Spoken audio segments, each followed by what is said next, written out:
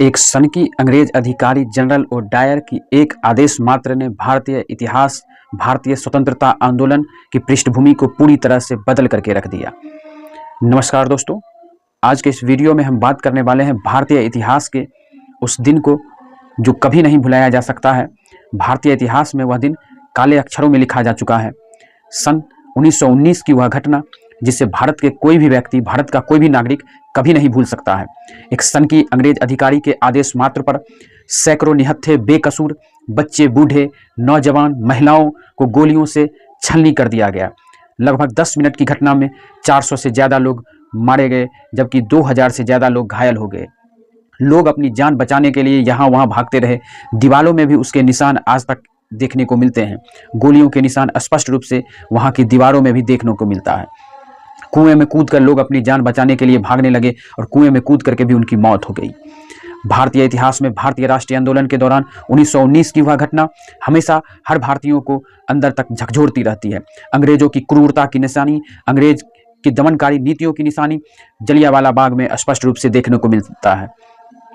13 अप्रैल 1919 को घटित हुई यह घटना भारत के लोगों के लिए हमेशा, भारतीय लोगों को हमेशा अंग्रेजों की क्रूरता को याद करवाती रहेगी।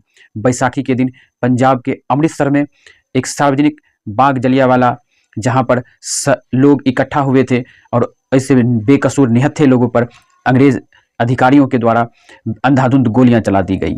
निकलने के लिए जो दरवाजा था, उस दरवाजा तक को बंद कर दिया गया। आइए जानते हैं इस पूरी कहानी को, इस पूरी घटनाक्रम को, कि यह क्यों हुआ, किस स्थिति में हुआ तथा इसका क्या प्रभाव पड़ा भारतीय इतिहास में, भारतीय राष्ट्रीय आंदोलन में जलियांवाला बाग हत्याकांड का क्या महत्व है। दरअसल 1919 में भारत में राष्ट्रीय आंदोलन पूरे चरम पर था। महात्मा गांधी का अब तक पदार्पण हो चुका था और लगभग पूरे देश में अंग्रेजों के प्रति लोगों के मन में गुस्सा बढ़ता जा रहा था। प्रथम विश्व युद्ध के बाद अंग्रेजों ने कहा था कि वह भारतीयों को स्वतंत्रता दे देगा, परंतु भारतीयों के साथ वादा खिलाफी की गई। इसको लेकर भारतीयों में काफ़ी आक्रोश था तथा ब्रिटेन को जो आर्थिक क्षति हुई थी विश्व युद्ध के दौरान, उस क्षति की भरपाई करने के लिए भी भारतीयों के ऊपर अतिरिक्त कर का बोझ डाल दिया गया।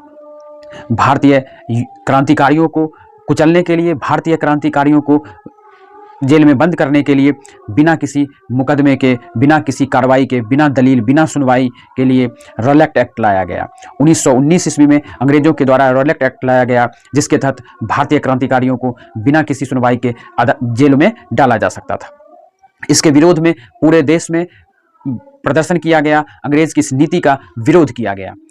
इसी कड़ी में पंजाब के अमृतसर में भी इसका विरोध चल रहा था। उस समय वह अशांत था। वहां पर डॉक्टर सैफुद्दीन किचलू और डॉक्टर सतपाल को 10 अप्रैल 1919 को गिरफ्तार कर लिया गया, जिसको लेकर पंजाब में हिंसा फैल गई। कई लोग मारे गए और कई लोग घायल हो गए।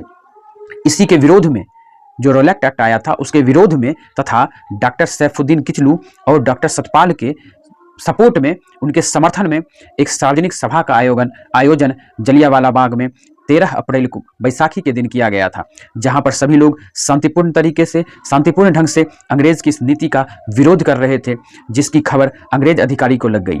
दरअसल पूरा मामला ये था कि किसी गद्दार के द्वारा पूर्व में सूचना दे दी गई कि 13 अप्रैल के दिन भारतीय क्रांतिकारियों के समर्थन में भारतीय लोग अंग्रेजों के विरोध में जलियांवाला बाग में इकट्ठा होने जा रहे हैं।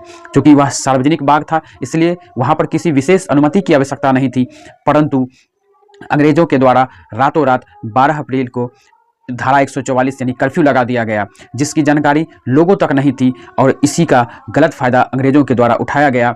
गद्दार की सूचना के आधार पर अंग्रेजों के द्वारा गलत फायदा उठाया गया।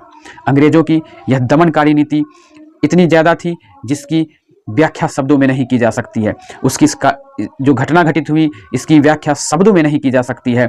आज भी देश के लोग जब उस घटना को पढ़ते हैं किताबों में, जब उस घटना को याद करते हैं, तो उनकी रोंगटे खड़ी हो जाती है, उनकी नसें तन जाती है कि किस प्रकार अंग्रेजों के द्वारा भारतीयों के ऊपर जुल्म किया जाता था, अत्याचार किया जाता था। इस घटना के बाद पूरे देश में विरोध प्रदर्शन हुआ, जिसके बाद अंग्रेजों के द्वारा एक खानापूर्ति के लिए हंटर कमीशन का गठन किया गया, परंतु उस हंटर कमीशन से भी विशेष कोई लाभ भारतीयों के पक्ष में नहीं आया। अपितु उस जनरल डायर को वापस ब्रिटेन बुलाया गया और उसे न सिर्फ सम्मानित किया गया, बल्कि उसको प्रशस्ति पत्र भी दिया गया, उसका प्रमोशन किया गया, उसकी तारीफें की गई। तो अंग्रेजों की इस प्रकार की नीतियां रही, अंग्रेजों की इस प्रकार का उस समय वस्तु स्थिति था कि हर स्थिति में भारतीयों को दबाना है, कुचलना है। यही जलियांवाला बाग हत्याकांड था।